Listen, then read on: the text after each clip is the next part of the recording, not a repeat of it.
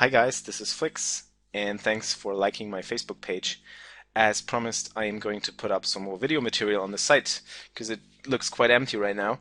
And I actually came across this very interesting hand of one of my recent students.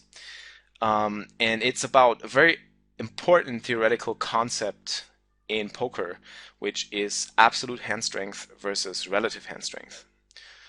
Just to explain those two terms very quickly, absolute hand strength is obviously the strength of your hand in a vacuum, in a situation where you can just say, well, I flop trips, or I flop the set, I flop top pair, top kicker, and you're saying to yourself, well, this is a medium strength hand, this is a very weak hand, this is a very strong hand, this is a nut type hand. So this is absolute hand strength. Now, the term relative hand strength is much more important in poker, because it really pays attention to the different factors in a hand, or the parameters that revolve around the situation that you're in. So when you flop trips and it's on a 3-flush board, you are basically far away from the nuts, and you're basically holding a medium strength hand, maybe in relation to your opponent type, to the stack sizes. Maybe given stack sizes are very deep and you flop trips on a very, very coordinated, monotone board, on which your opponent can actually produce a lot of better hands. And once he gives you action, the chances increase that he actually has one of those better hands. So really, your relative hand strength goes down as you are looking at different board textures, different opponent types, different stack sizes, and all those different factors that make up for the given situation. So I'm going to go through that hand very quickly here. We are opening with the ace-jack suited and get called by a player in the small blind. For the purposes of explaining the concept in this hand, it's not really important to look at what type of opponent this player is, but much more to pay attention to the betting line that he takes. So let's have a look at the flop. It's obviously very good for us. We flop trips with top kicker. So this is, in absolute terms, a very strong hand. Unless our opponent has pocket sevens or exactly jack 7, we have him beat every single time. So we basically flopped a nut type hand, which is very strong in absolute terms, and also in relative terms.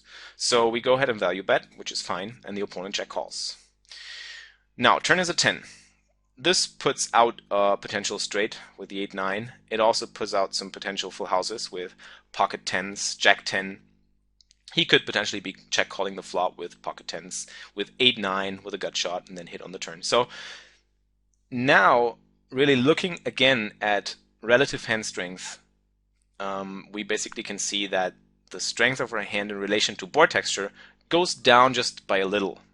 But again, there will be a lot of weaker hands in our opponent's hand range that he check called the flop with, that we can really extract value from. And I really like the turn bet, so we bet again and get called. Now, river is a 6. Doesn't really change a lot unless our opponent was calling down with pocket 6s. And now he checks again, and we bet really big, which I really like in this spot, because it really looks like we might be bluffing, and in case our opponent does hold a weaker jack, he's going to pay us off regardless of the bet sizing. So we can really go for a big and huge bet here in this spot. So I really like that bet. So what happens now is our opponent check shoves on us. And now we have to go into the think tank again and really think about relative hand strength once again. We did flop a very strong hand in absolute and relative terms. On the flop, it was a great hand. Even on the turn, we were basically still holding a very strong hand, also in relative terms. Now that we got to the river and we bet again that big, and our opponent decides to check raise all in, relative hand strength here goes way down.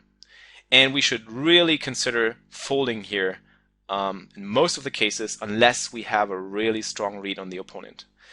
And I'm saying that because our opponent takes a betting line that is typical of somebody slow playing a huge hand or having made a better hand by the river. He is basically trying to sort of trap us, leaving us room to hang ourselves, making us bet again because we had the initiative all over the course of the hand. And he basically is inclined to just check the river as well once he check calls the turn, and maybe we will fire again on the river so he can basically extract more value with his nut type hands. And I think this is what will happen here most of the time, and this is where relative hand strength goes way down, and people tend to overvalue the actual strength of the hand because they still think in terms of absolute hand strength here.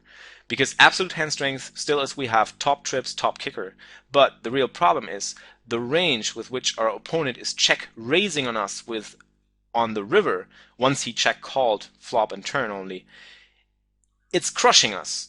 He will basically show up with pocket sevens, pocket tens, jack 10, and sometimes maybe even pocket sixes here. And there's really nothing we can do other than folding that will be really correct here. So I really think that this is a spot where you should be thinking about your hand in terms of hand strength in relation to the betting line that your opponent took. Now you could make a small argument for your opponent being capable of turning a weaker hand into a bluff, like pocket eights or pocket nines. He could have been calling down with those hands. He could have been calling down with 7-6. Sometimes if he's a really bad player, he might be overvaluing king jack or queen jack. But that's not really happening all that often in practice because he's taking such a strong line by check calling two streets, then checking the third street, and really check shoving once we bet that big. It's just so highly unlikely he's doing that on a weaker hand or on a bluff. And if he does, then, well, more power to him. That's a great play. But, I mean, we don't have a lot of information on this guy right now, and I don't think it's of that much importance in a spot like this. So, yeah, we ended up calling, my student ended up calling, and was looking at pocket tens here, which is not too surprising. And I think this hand is really instructional in terms of really demonstrating how the concept of relative hand strength can be applied, and that you shouldn't be thinking about your absolute hand strength too much when you're in a given situation. So that was Flix for my Facebook page. I hope you enjoyed the video. Do leave me some feedback in the comments. I would really appreciate it. And stay tuned for more stuff coming up next.